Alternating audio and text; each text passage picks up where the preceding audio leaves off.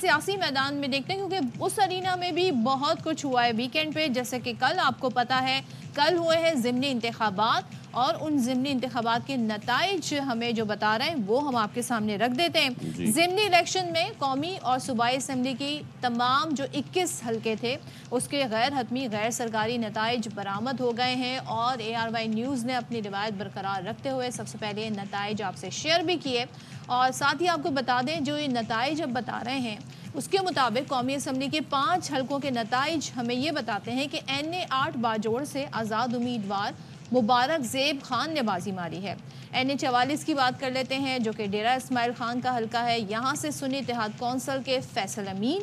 NA 119 Lahore سے یہ بڑا امپورٹنٹ حلقہ تھا. یہاں سے مسلم لیگ نون کے علی پرویز.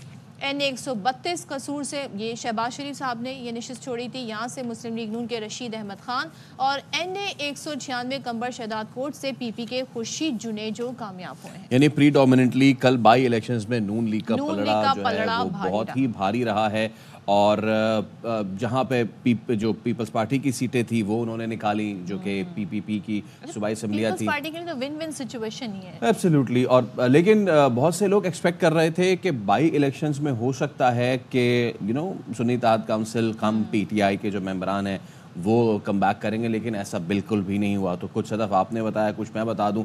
اب PP 22 چکوال یہاں سے مسلم لیگ نون کے فلک شیراوان پھر PP 32 گجرات یہاں پہ ایسا ہوا کہ مسلم لیگ کاف کے موسیٰ الہی انہوں نے جو ہے وہ یہاں پہ بازی پلٹ دی اور وہ یہاں سے جیت گئے اور انہوں نے ہرایا جو ہے پرویز الہی صاحب کو اپنے وہ انہوں نے ہرا دیا. اچھا اس کی بھی ایک سٹوری ہے اس کو بھی ہم آگے جا کے انفولڈ کریں گے. ظاہر سی بات ہے جو جیت جاتا ہے وہ جیت جاتا ہے, جو ہار جاتا ہے وہ کہتا ہے دھاندلی ہوئی ہے. تو لیکن دھاندلی کا الزام کس نے لگایا اور کیسے لگایا وہ بھی بتائیں گے. پھر وزیر آباد تھا وہاں سے مسلم لیگ نون کے امیدوار عدنان افضل چٹھا. نارووال مسلم لیگ نون کے احمد اقبال.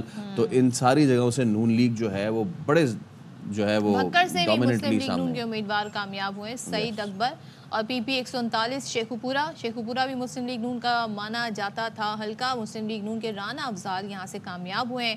47 لاہور سے مسلم لیگ نون کے محمد ریاض. PP 149 لاہور سے IPP امیدوار محمد شعیب نے کامیابی سمیٹی ہے. اور PP 158 کی بات کر لیں یہ بھی لاہور کا حلقہ ہے. یہاں نون لیگ کے چودھری محمد نواز. 164 لاہور سے نون لیگ کے امیدوار راشد منہاس. PP 266 سے رحیم یار خان سے پیپلز پارٹی کے ممتاز جان کامیاب ہوئے. اچھا کچھ انڈیپینڈنٹ انہوں نے وکٹری حاصل کی ہے لیکن زیادہ تر نون لیگ. اور نون لیگ ہم نے دیکھا کہ مرکز میں بھی اور پنجاب میں بھی اور بلوچستان میں بھی 1-2 سیٹیں نکالنے میں کامیاب ہوئی ہے. اچھا جو لوکل پارٹیز ہیں وہ بھی کامیاب ہوئی. بلوچستان کا حلقہ تھا PP 20 خضدار.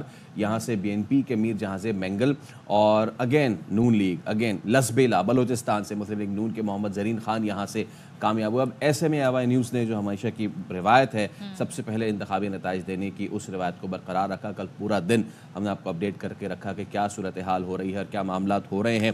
انتخابی نتائج تو ہم نے آپ کو بتائے ہی لیکن اس کے ساتھ ساتھ جو پورے دن سچویشن ہوتی رہی. ایسا نہیں ہو سکتا کہ پاکستان میں انتخابات ہوں پرامن ہو جائیں, یہ کیسے ممکن ہے. تو سارا دن مار پٹائی کی اور دھینگا مشتی کی جو ہے وہ بھی ہوتی رہی ہے اور اس میں پھر افسوسناک بات یہ ہے کہ ایک جو کارکن تھا وہ بھی اب جاں بحق ہو گیا. اچھا مجھے جو سب سے حیران کن بات لگی خواتین بھی اس مار کٹائی میں انہوں نے بھی حصہ لیا. عموماً ایسا ہوتا نہیں ہے اور ضمنی الیکشن میں ویسے وہ ٹرن آؤٹ بھی نہیں ہوتا اور یوزولی ہم دیکھتے ہیں کہ اس ہنگامہ آرائی کی جو ایکسپیکٹیشن کی جاتی ہے کہ ایک عام انتخابات میں ہوگی وہ نہیں ہوئی. تو یہ جو مسلم لیگ نون کے کارکن جاں بحق ہوئے ہیں محمد یوسف ان کا نام ہے اور پولیس یہ کہہ رہی ہے کہ قتل میں ملوث 3 ملزمان گرفتار کر لیے ہیں.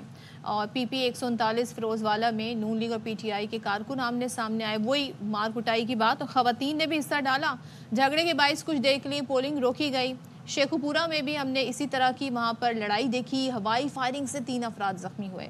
سو یہ بڑا کوئی والٹائل قسم کی سچویشن. حالانکہ جیسے آپ نے خود بھی بتایا کہ ٹرن آؤٹ تو اس میں اتنا نہیں ہوتا ہے. کل سنڈے بھی تھا لوگ بھی کم نکلے لیکن جتنے نکلے وہ یہ صورتحال بنی. تو اس سب پہ اب ہم بات کر لیتے ہیں. ہمارے ساتھ موجود ہیں PTI رہنما احمد اویس صاحب. سب سے پہلے تو صبح بخیر احمد صاحب, بہت شکریہ آپ کا باخبر خبر میں تشریف لائے گفتگو کر رہے ہیں. بتائیے اب جو ضمنی انتخاب ہوئے ہیں کیا آپ کا پارٹی کا موقف ہے؟ یہ موقف ہمارا تو جو چیز سامنے نظر آئی ہے اس الیکشن میں بھی کہ کچھ دیر کے لیے تو ووٹنگ جو ہے اوپن کی گئی ہے، لوگوں نے ووٹ ڈالے ہیں، اس کے بعد لوگوں کو آنے نہیں دیا گیا، دور دور رکھا گیا بیلٹ. اطلاع یہ ہے کہ بیلٹ باکسز جو ہیں ان کو غیر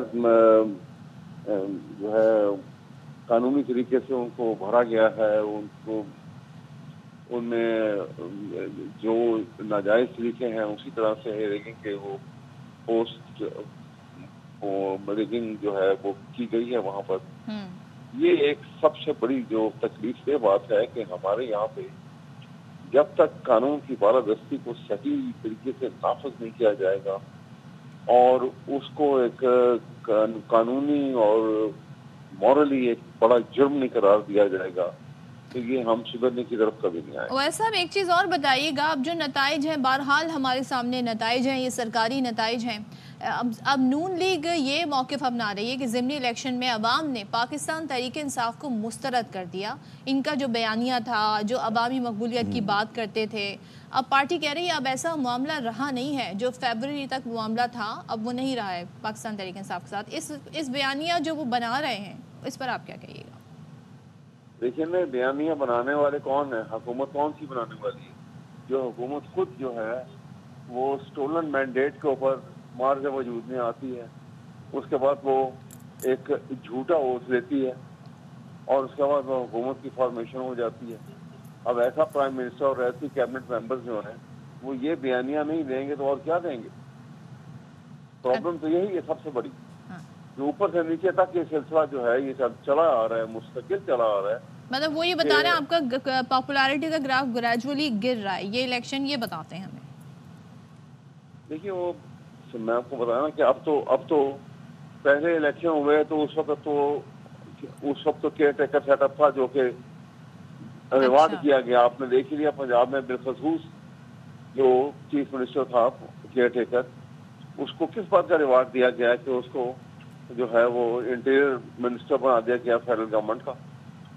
اور آپ نے یہ بھی دیکھ لیا کہ وہ اس کو جب سینٹ کے ممبر بننے کے لیے اپلائی کیا تو اس نے کہا جی مجھے تو سارے ووٹ دیں گے.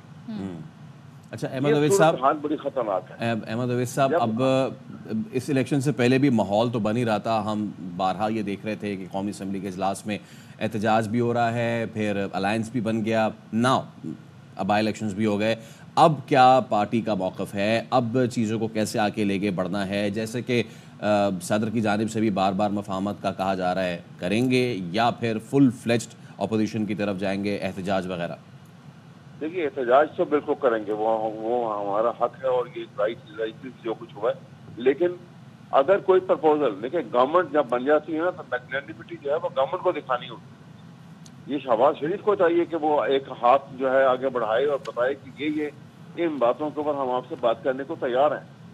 پھر اگر وہ پی ٹی آئی جو ہے یا یہ سنی اتحاد کونسل جو ہے وہ اس کو انکار کر دے اور عمران خان اس کو رد کر دیں کہ جی ہم آپ سے بات کرنا نہیں چاہتے، تو پھر آپ کہیں گے کہ دیکھو جی زیادتی ہو رہی ہے.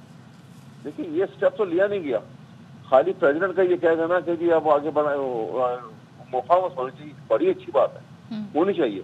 لیکن مفاہمت کے لیے آپ جب ہاتھ بڑھائیں گے تو آپ اس کو کچھ پیرامیٹر تو فکس کریں گے نا کہ یہ باتیں ہیں جن کا ڈسپیوٹ چلا آ رہا ہے، ہم بیٹھ کے حل کرتے ہیں.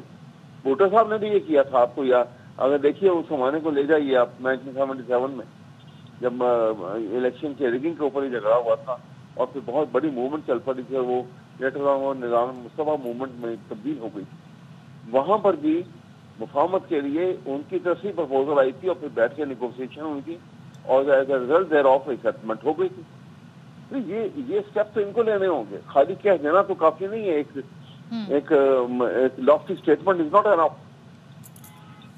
اس طرف تو یہ آتے نہیں ہیں اور کہہ دیتے ہیں کہ جی یہ بانی پی ٹی آئی جو ہیں جی وہ تیار نہیں ہے. وہ تیار ہیں. ہم نے تو کہا تھا کہ ہم صرف حکومت کی فارمیشن میں کچھ کرنے کو تیار، شامل ہونے کو تیار نہیں ہے. آپ کا پوائنٹ آ گیا. ٹھیک ہے احمد اویس صاحب، تھینک یو سو مچ. اور ہم جاننا چاہ رہے تھے پاکستان تحریک انصاف اب الیکشن رزلٹ کے بعد کیا سوچ رہی ہے، کیا رائے رکھتی ہے، اور انہوں نے ایک تحریک کا اعلان کیا ہوا تھا، اس حوالے سے بھی جاننا چاہتے تھے کہ آگے لاہ عمل کیا ہوگا.